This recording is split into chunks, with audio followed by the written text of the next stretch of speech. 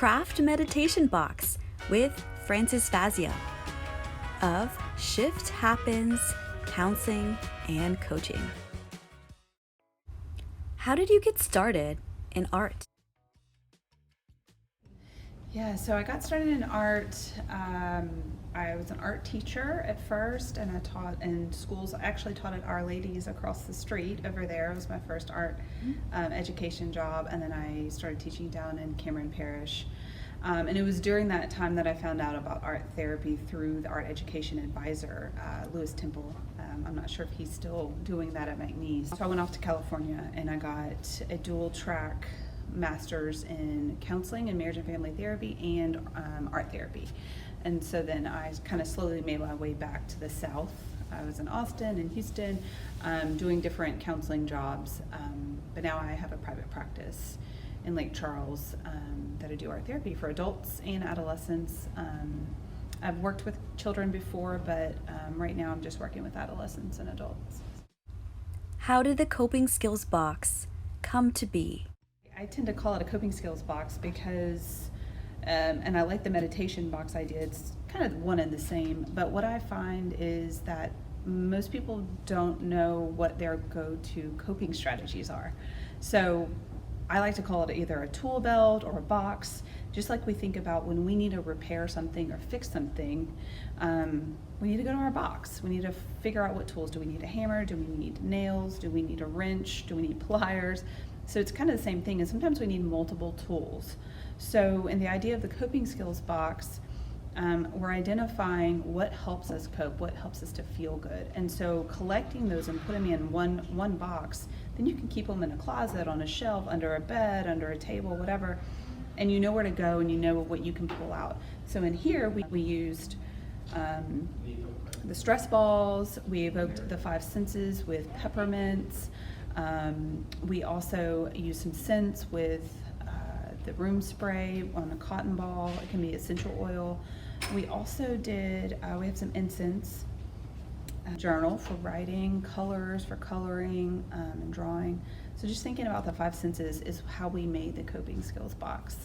And then as far as decorating it, you want to think of ideas about what you feel drawn to, what helps you to feel calm, relaxed, in a more balanced emotional state. You know, thinking of colors and textures, lines, shapes, images. A lot of people were using images of nature or pleasant colors that they feel attracted to. So thinking of like what you're drawn to, what helps you to feel at ease, is what I encourage people to use paint. So I don't necessarily do an instructional way of working when I do art therapy. It's more, here's a general idea, notice what comes up for you when you're working, what you feel interested in or feel drawn to, no pun intended, but going with that, that's your intuition, that's your inner knowing, and I always tell my clients that they're the expert and I'm here to help them find their way and their voice through that.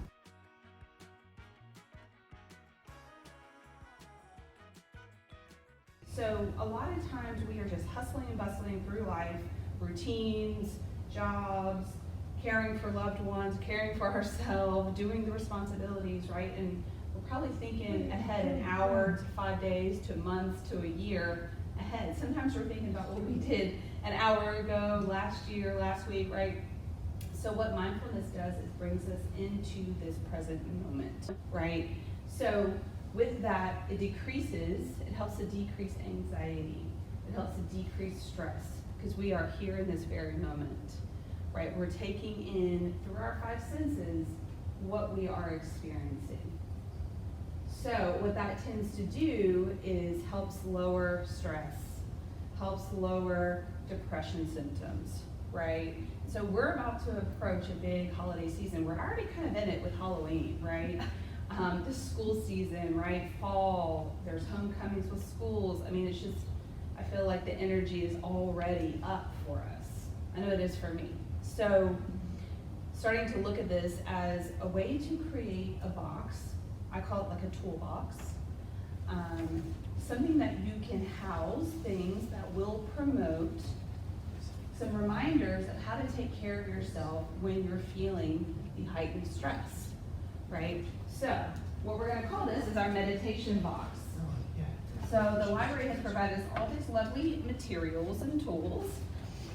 This is going to be our base. This is our box. So this is where we are going to create our images and designs and textures inside and outside, if you wish. And what we're going to be able to put in it are some things that evoke mindfulness practice. So the way I talk to clients and anyone in general about mindfulness is through your five senses.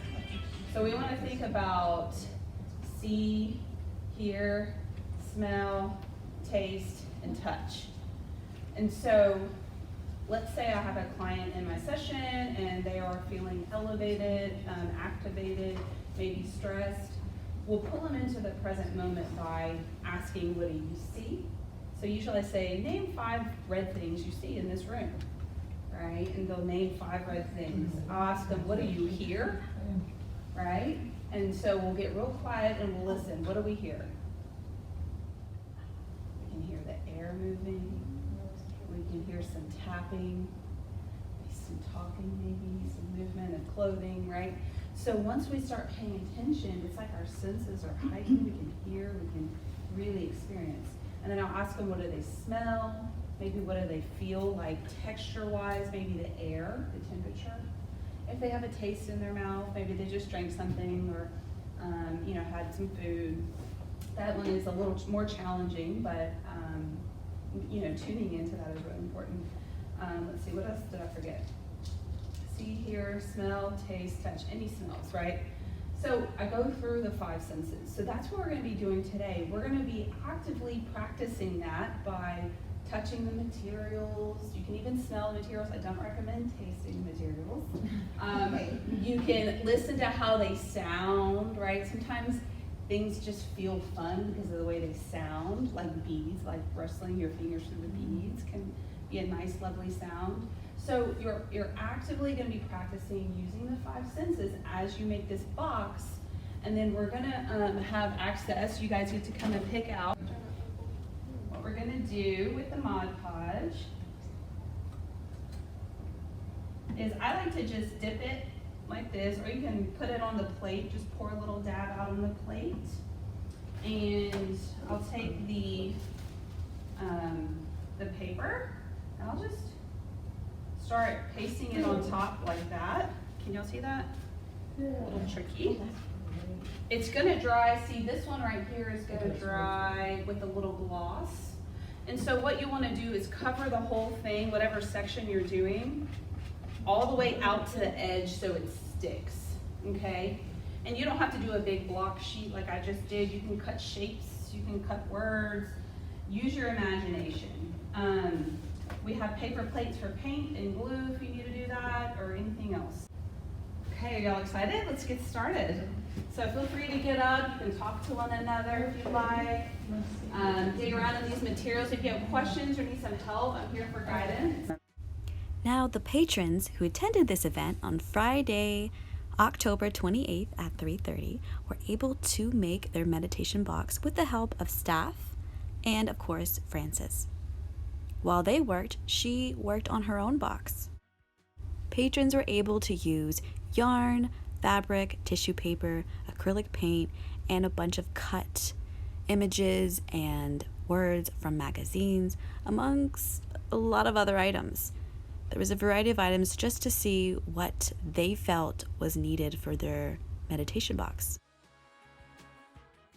Whatever represented peace, whatever made them feel zen, that's how they decorated the outside and sometimes the inside of their boxes.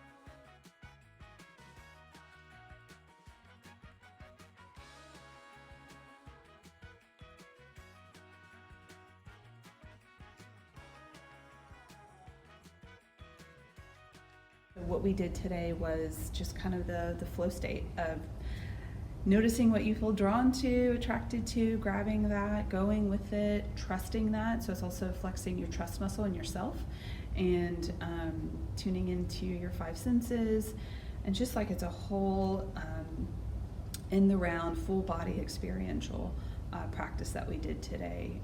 A lot of people were saying, I feel so much calm, I really like making crafts. So it's really interesting to hear that, and people fully experiencing while they're doing, they're creating something that will help them also in the future. And so then they're tying this experience that we had today to when they pull out that box and see that, they're pulling up that memory as well. So it's a really robust tool and experience that they were able to go through today.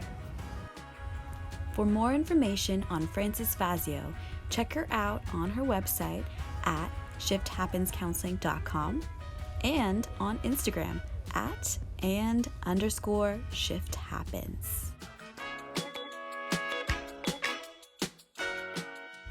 Like always, check out the Calcasieu Parish Public Library on Facebook, Twitter, Instagram, and YouTube for more updates.